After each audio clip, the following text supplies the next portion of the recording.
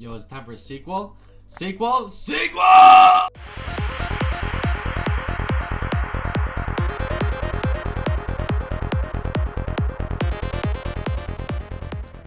Hey folks, welcome back to yet again another Phlyzics class presentation.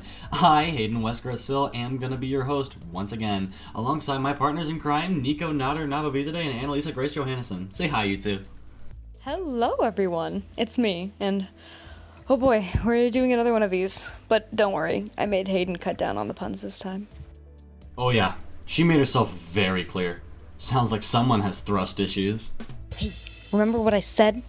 Yeah. Sorry. I really do like both my arms. Anywho, let's just get this started and blast off into our procedure. Oh, come on, how come he gets to say it? So the first thing we would need for our trip to the stars is some kind of propulsion system, and we believe that the most optimal for our trip would be none other than ion propulsion rockets. Yeah, we chose these boosters because they're supposedly the most optimal for long-lasting trips to the cosmos, and they also travel kinda quickly, reaching a top speed of 90,000 meters per second. And due to the distance of Alpha Centauri from Earth being over 4 quadrillion meters away from us, it would only take about 14,566 years to reach our destination. With a trip that long, you'd think that you would need a very large crew in order to stay self-sustained for the entire trip. Well, you do. So we will be bringing along a couple generations of people, only the best and the brightest, and whoever pays the most.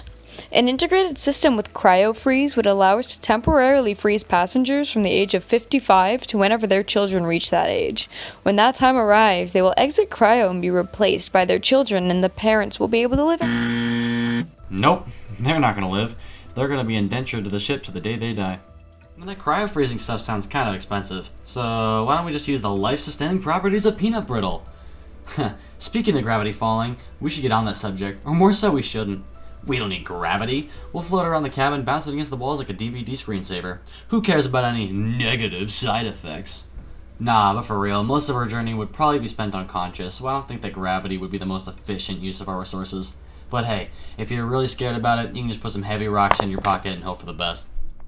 Another plus of being unconscious during this voyage is that we won't have to pack 14,000 years worth of food. However, we would still have some of the people that are conscious stay awake to cultivate any crops or animals that we brought aboard. We could also bring heaps of dehydrated food in a reserve. As for water, we would have to have some sort of system to recycle any used fluids so we could have a constant supply of hydration for generations to come. This water came from your father, and his water came from his father, and so on. Or we could also redirect the ship's course to make short stops at any bodies of ice or planets with potential water along the way, and we'll harvest those resources for our own usage. We'd also need lots and lots of supplies, but that'll be easier to store as items like wrenches and gauze don't exactly expire. Or at least I think so. Additionally, if we're all asleep, who's piloting the ship? I know that Annalisa sleepwalks, but I don't think that's going to be enough. An AI-based steering system can only provide so much, and it would be beneficial to implement a system that can both detect and help eliminate any potential UFOs.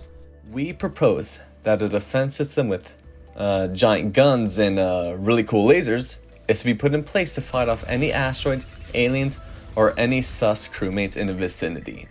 Hopefully, any damage that we do sustain would have been from a larger celestial body that have been broken apart by our awesome lasers. We can't necessarily make repairs while in a catatonic state, unfortunately. But how will I maintain this incredible physique, you may ask? Exercise areas that resemble those in the ISS. This will ensure that we will be able to retain our muscle strength and overall well-being. Having a reliable aerobic room for all you and your stretching needs would be one small step for man and one giant lunge for mankind. But surely we'll get sick of each other. Yeah, I was sick of this guy before we launched 14,566 years ago. And the atmosphere we're in. But it's okay. We brought thousands of years worth of Blu-ray discs and have a few pieces of printer paper and markers lying around. We'll decorate this cabin with our space sonas and keep us entertained with cheap little simple brain stimulation like roleplay. Plus, we'll be unconscious for a majority of the trip, but when we aren't, there should be more than enough tasks to keep us satisfied. Feeling a little homesick? We've got that covered too! With our integrated cryo-freeze/peanut brittle chrysalis, families who've been taken aboard will have more than enough time to see each other. But if you're missing Earth, that feels like it may be a problem for you. We won't tell the next generation of children about Earth. We've been living on this ship since the dawn of time. Finally, we'd need some way to cover communication with the home planet, and this device would only be accessible by the most powerful on our little space society. It'd be used for getting any directions from Earth, or if we just get bored or something. We would use a device similar to the one that the ISS and the Mars rover use, that being the DSN. The DSN, or Deep Space Network, is a large antenna that uses radio waves to connect with any spacecraft it is directly positioned towards. And that job is left to those landlubbers still trudging around on solid ground. Nuh-uh, Hayden. Don't you remember? We have to build a rocket and launch from somewhere.